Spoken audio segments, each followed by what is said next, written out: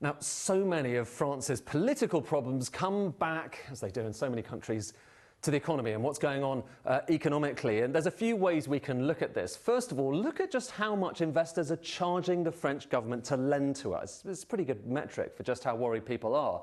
This is showing you just how much bond yields have kind of gone up or indeed down in major economies in Europe in recent months. You've got Germany, Greece, Italy there. Just look at France. So the change in that interest rate charged to France has gone up. It's much higher for France than for these other countries.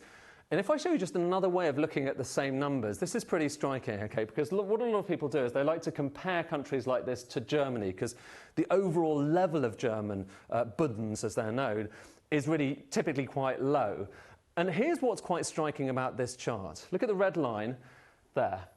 It is more expensive right now to lend to France, so investors are charging France more for its borrowing than Greece.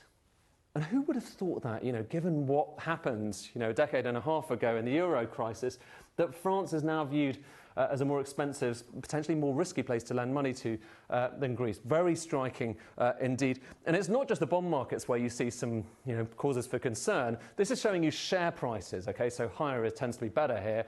The DAX there, that's the German index, the MIB from Italy, the Milan, S&P 500, that's the UK there, the FTSE 100. The key thing here is compare France with the rest. The CAC 40 has really just not had as good a year as those other indexes, and it's just another indication that this is not just about the government, it's about everything. But it is primarily, the focus primarily is on things like this. This is showing you the deficit in France, and the higher this line is, the kind of lower the deficit is. You might be heading for surplus, so bringing in more taxes than you're spending. But the lower it is, the bigger the deficit. And the concern, the problem for France is, in the pandemic, they went well below that EU deficit limit. They're supposed to be up to this kind of 3% or so mark. There were plans post-pandemic to bring that higher, so to bring down spending, to bring up taxes to some extent. But in the event, that's what happened. And this is part of the explanation for why you have these continued collapses in the French government. They can't get these budgets actually implemented. There was a plan, again, to bring that up, so to bring the deficit down and to bring spending down and to get the deficit up towards that 3% EU deficit limit. But in the event, that looks like that's going to implode as well. And France, as a result, is heading in this direction. So this kind of 6% or so deficit, far higher than the EU limit, and indeed far higher than most other countries around the world. So this is just comparing other countries, like the US is actually the closest neighbour there. But look, Germany, the UK is heading to this kind of, some people would see it as a safety zone in the coming years. So too Spain, so too Italy. France is the outlier, that red line there. And if you look at, talking about outliers, look at total public spending as a percentage of GDP. This is how much the state spends in various different countries. And look who is right there at the top. It is France. And that's something that Bayrou, the Prime Minister, has said he wants to try and deal with. He said, he wanted to bring that down by a couple of percentage points. That is so unpopular.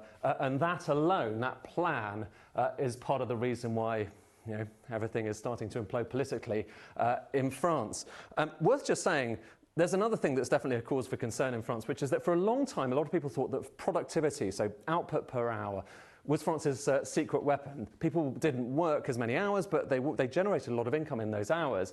But in recent years, so there's France, there you've got the OECD, there you've got the EU. The higher this is, obviously, the more the productivity is rising. Look at what's happened recently. So French productivity has been really disappointing in recent years. And that then feeds into everything else. If you're not generating as much income across the economy, then you have problems with the public finances, problems with basically everything else.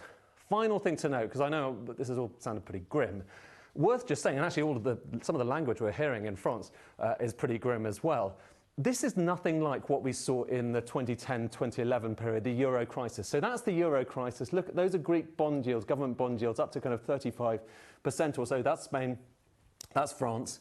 And now compare where we are at the moment. So it's certainly true that the French line is elevated versus the rest. But we are nowhere near, right now, we are nowhere near the crisis that we had back a decade and a half ago, at least. Nowhere near it quite yet.